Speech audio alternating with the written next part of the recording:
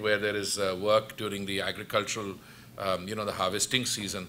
I don't think he has any DNA of the past. His sole motivation is to find work, and where work takes him, and then he wants to bring up the family, etc. So I think the economic motivations, both in India and China and Pakistan, all our countries, are roughly the same. If you ask me what happens when there is a big hydro project, which is produced in China and people get uprooted, I was ambassador in Brazil, and I took my power minister to a dam which was Itaipu, and I said, Minister, this is massive, about 14,000 megawatts. And then we got into a discussion of what the Chinese have done. What is it called? Three gorges? Three gorges. Three gorges, and how much that is. And I said, why don't you, why? And I was being a little mischievous. I said, Minister, why don't we do these things in India? So he said, the reason is Meda Patkar.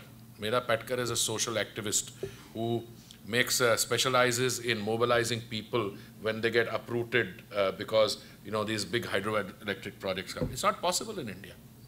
In Brazil, they did it because in Brazil, you got a large amount of available land, and you can create a delta because Brazil is 3 times India's size, and it has 1/6 the population. In China, you can do it because that's the Chinese way of doing things. But the guy who gets uprooted because his land has been taken away and is forcibly settled elsewhere, isn't he exactly the same economic motivation? I don't see where Confucius will come in, or Maoism will come in, or any philosophy. I basically believe that these are countries, and China has done very well. If you look at the number of people China has taken out of poverty, it's phenomenal. It's phenomenal. I mean, my hats off to the Chinese. If you see what India has done on poverty alleviation, I mean, I'm not going to give you an Indian statistic. I'll give you what the Secretary General says in his report, that by the year 2015, India would have lifted 138 million people out of poverty. Now, if you look at where the poverty line was, where it's going, 138 million is a lot. Most countries are, a small percentage of that size. I don't subscribe to the view that India is political. India is political because I think most of us create an ethos. And that ethos tends to be a little political, but give them time. I don't think the generation which my younger colleague, I am now permanent representative, but I have a lot of young officers who just, who did their language training in Beijing and then other places, come here as first secretary. I sometimes worry they don't have the same obsession about political causes which I have. Because it's a new generation, it is bothered about getting ahead economically. And I think that is the point which ticks. In India, certainly, I know less about China, they don't care about politics. Frankly, if you look and open an Indian paper, and I'd be happy to send you some, I worry. I mean, the Indian press is only out to take a pot shot. Disaster makes great news. Disaster makes great news. I mean, the Commonwealth Games are a disaster. Why? Because, I mean, the fact that it continues, look, we made a mistake. We didn't allow the stadia to come up 1 year in advance, which is what should be. But then, we're almost all in the same. Do you remember what the world press was saying before the Beijing Games? That the smog would not lift. Do you know what they were saying before events happened in Malaysia or India? India, what happened was there were torrential rains and the stadia was late and it couldn't be cleaned up on time. But the last minute, this is the Indian genius, this is the Indian wedding, it comes together only hours before the barat is to arrive.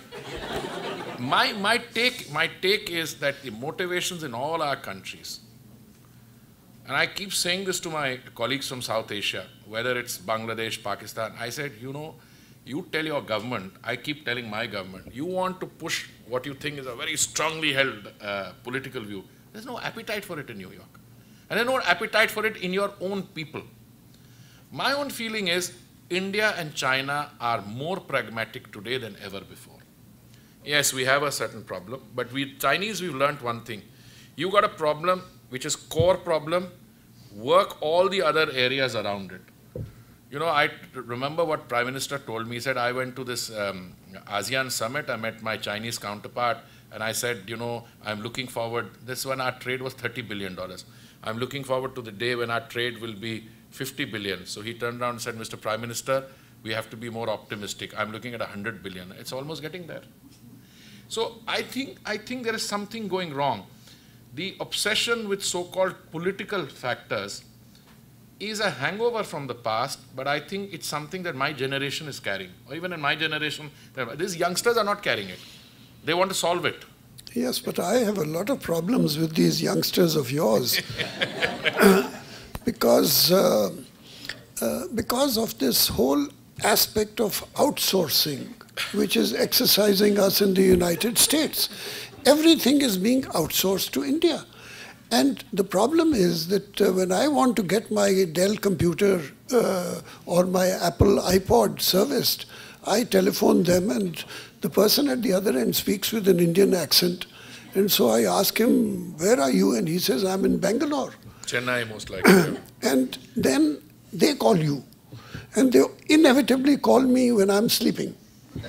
That's a time difference, yes. 9.5 hours. And they try to sell me Dish Network or something. Now that's telemarketing. We ban it in India now. So yes, but if it is banned in the United States and if it's banned in India, why are they insisting on stopping me from sleeping?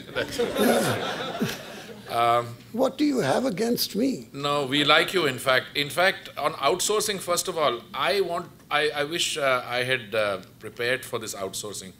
But our Apex Industry Association, called the Federation of Indian Chambers of Commerce and Industry, FICCI, they've done a study which actually shows that Indian enterprises have created more jobs in the United States than there have been outsourced to India. And I'm going to get this study and send it to you. And I'd be happy to send it to all of you also. This outsourcing is a very, very convenient bogey when elections are around the corner. You don't have any explanation for why things are not doing well. At your front, you'll say it's all these Indian and Chinese who take the jobs. I think Indians more than the Chinese. That's a public perception. You want to be protectionist? Good. I think protectionism is a bad thing. But if you want to be protectionist, go ahead and be protectionist. But always remember that protectionism is a game which doesn't have a single or one or two players. A lot of people can play it. And it can begin to bite. Ambassador, I think my two basic submissions to you would be that the structure of global production is changing. When Arthur Dunkel was Director General of GATT, and I was a brash young First Secretary whom he was very fond of, and I used to argue in every committee. There were two of us only, Ambassador B.L. Das and First Secretary me, and we used to argue. And he used to tell me, he said, please, when you are negotiating, think of the future. I would like to see, whilst you are still young, I would like to see a situation that the Western countries don't produce cars. Cars should only be produced in India and Pakistan. There is structural adjustment taking place. So I think we tend to underestimate it. Second thing is that all this talk about jobs going away, etc., I think is a desperate emotional thing to want to hang on to something which you can no longer do. Why should you do a job if somebody sitting in Chennai can do it at half the price? The fact of the matter is you can have a university like this, you can have I don't know how many students you produce every year, presume 1,000. How many of them would want to go and do a job like that? Whereas in India is a poorer country, and I think in our rural areas, certainly in the tier 2, tier 3 cities, people are willing to change their accents. All these kids who answer the telephone in Bangalore and Chennai, they have to learn to speak like you guys first. That's how they get the job. And it's only because Ambassador Kamal is very astute, he finds out where they are. Most guys think that, the chap is answering the phone in New Jersey. Now, we are reluctant to acknowledge that structural adjustment will mean at the end that not every country will produce, sanitary fittings. Not every country will produce have polluting industry. Some countries will produce cars. Others will produce other things, and there will be a global adjustment. But, if your economy is not doing well, you say, oh, no, it's these bloody Indians. They're the guys who are taking the jobs away. Let's look at the facts. When will the redistribution of global wealth take place? There, Ambassador, you are on a much higher cerebral plane. I don't know about the